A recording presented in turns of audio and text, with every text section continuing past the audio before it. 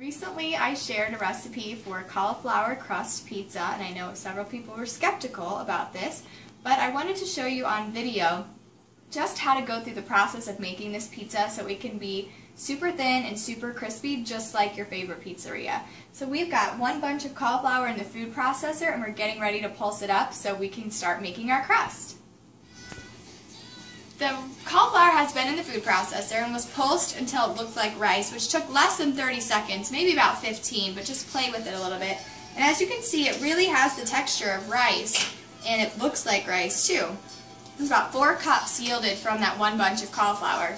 And I have a pot of boiling water, and all of this cauliflower rice is going to go into this water and boil for about 4 to 5 minutes, and then we'll drain it, and we have to squeeze out the moisture afterwards, and I'll show you what that looks like too.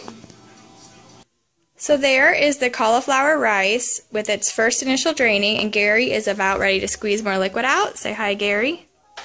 Hi, Gary. So here we go. He has a just a regular old dish towel. That was a wedding gift. And we are going to use that to squeeze out additional moisture from the cauliflower. And this is really important.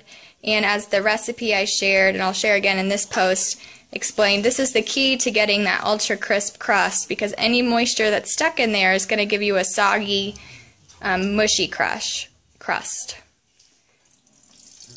So I did it like the lady did in the online. I like my method better, actually.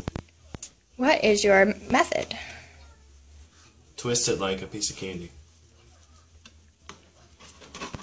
So then you don't have to touch it, it's too hot. Actually, I think we had too small of a towel.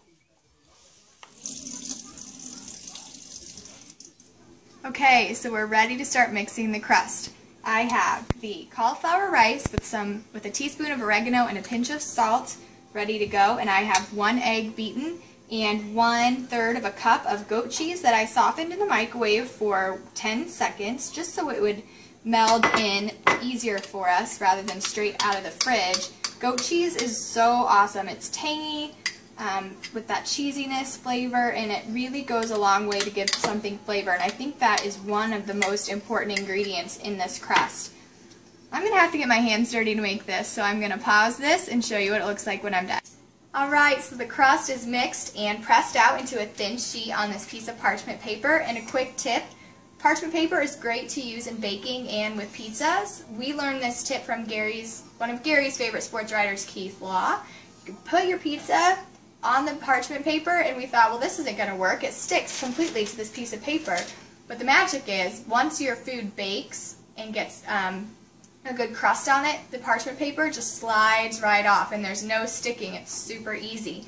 So we have this on a cookie sheet on top of some parchment paper. We pressed it out a little thinner than the recipe called for, and we're going to put this in the 400-degree oven and bake it for 35 to 40 minutes, and then we'll add our toppings. Now the pizza's done, and I don't know about you, but I think it looks fantastic, and I can't wait to dig in. But I want to explain to you a little bit about the finished product. So the cauliflower crust got golden brown and crispy around the edges. I baked it for about exactly 40 minutes. And then, once it came out of the oven, I topped it with a tomato sauce that has no sugar added, that we seasoned ourselves, just tomato sauce from the can. Then I topped it with 1 blue container of shredded mozzarella cheese.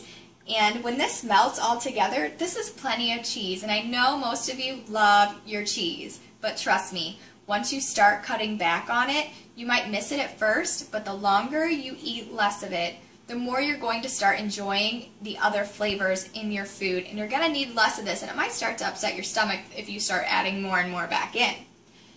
And then we have a red container of ground turkey sausage, and I put the air quotes there because what I did was I took a pound of lean ground turkey.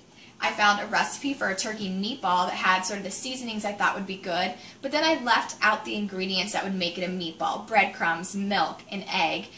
So I just had the meat mixture, and I browned that in a skillet till it was mostly dry. Of course it was cooked, and then sprinkled it on the pizza. So this pizza, if you're counting on the 21-day fix plan, is 2 green, 1 red, a little bit of a purple, not much at all, and 2 blue, one coming from the goat cheese in the crust and the second coming from the shredded mozzarella cheese on top. So now I'm so ready to eat this pizza, and I hope that you'll try this recipe at home, and thanks for watching.